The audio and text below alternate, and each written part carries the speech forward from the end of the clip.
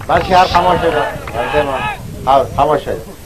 اب آخری چیز جو میں آپ سے کہنا چاہتا ہوں وہ یہ ہے کہ اس قوم اور ملک کی جو ترقی کے امکان ہیں وہ اتنے کشادہ اور اتنے وسیع ہیں کہ آپ جتنی دوڑ لیں اللہ تعالیٰ آپ کو اتنی زیادہ ترقی دے،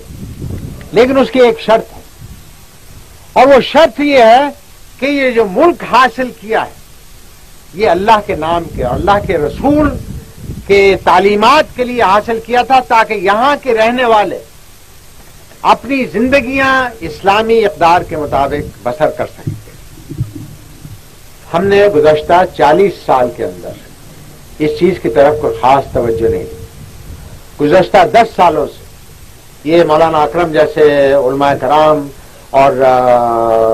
یہاں کے اکابرین جنرل مجید ملک صاحب، راجہ افسر، میجر صفدر صاحب کی عنایات ہیں کہ ہم گزشتہ 10 سال سے کچھ تھوڑی سی اسلامی اقدار کی طرف توجہ دلانے کے اندر کامیاب ہو سکے۔ اسلام کا نام یہ نہیں ہے کہ آپ یہاں دیکھیں کہ کتنا زور کا نعرہ مار سکتے، لیکن اسلام کی اقدار یہ ہونی چاہیے کہ جو اللہ تعالیٰ کو ماننے والا ہے اور جو اللہ تعالیٰ کا نام لینے والا ہے، جو رسول کا شدائی ہے، جس کے دل کے اندر حب رسول ہے، جس وقت وہ نعرہ لگائے تو زمین پھٹ جائے۔ لہذا اس مقام تک پہنچنے کے لیے ضروری ہے کہ آپ اللہ تعالیٰ کے احکامات کو پوری طرح پابندی کریں۔ اللہ تعالیٰ نے مسلمان کے اوپر 5 وقت کی نماز فرض کی ہے، رمضان کے مہینے کے روزے فرض کیے ہیں، زکوٰۃ فرض کی ہے، اور اس کے علاوہ اسلامی اقدار کے اندر یہ ضروری ہے کہ بھائی اپنے بھائی کی خدمت کرے، پڑوسی اپنے ساتھ والے کو دیکھے کہ آیا اس نے 2 وقت کی روزی اس کو میسر ہوئی یا نہیں ہوئی، بیمار کی تعمیرداری کی ہے آپ یا نہیں کی ہے، آپ نے اپنی بہنوں بچیوں کو وہ تعلیم دی ہے یا نہیں دی ہے جس کے ذریعے سے وہ آئندہ آنے والے معاشرے کی بنیاد رکھ سکے، کیا آپ نے اپنی 24 گھنٹے کی زندگی کے اندر اللہ تعالیٰ کے لیے کیا کام کیا۔ اگر آپ اپنے دل سے یہ پوچھیں گے اور اگر جواب مثبت میں نکلے گا تو آپ مسلمان ہیں، اگر جواب نفی میں ملے گا تو اس میں لازمی بات ہے کہ ہمیں اور اس کے لیے کچھ اقدام کرنے ہوں گے۔ دعا کیجئے کہ اللہ تعالیٰ ہمیں صحیح معنوں میں مسلمان بنانے کی توفیق عطا فرمائے۔ اللہ تعالیٰ ہمیں صحیح معنوں میں ایک منٹ اللہ تعالیٰ ہمیں صحیح معنوں میں رسول مقبول صلی اللہ علیہ وسلم کی سنت پر چلنے کی توفیق عطا فرمائے۔ آج صورتحال یہ ہے، یہاں اس علاقے کے اندر تو امن و امان ہے، اللہ تعالیٰ اس علاقے کو ہمیشہ امن و امان سے نوازے،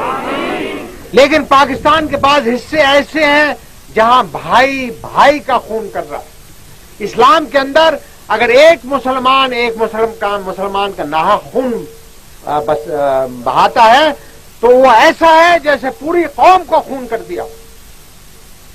آج پاکستان کے اندر بھائی بھائی کے خلاف ہمارے بعض خطے ایسے ہیں، بعض ایسے شہر ہیں جہاں پر کہ صورتحال بڑی تشویشناک ہے۔ دعا کیجئے کہ اللہ تعالیٰ وہاں امن و امان قائم کرے،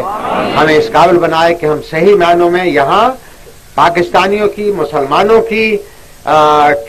عزت و آبرو اور ان کی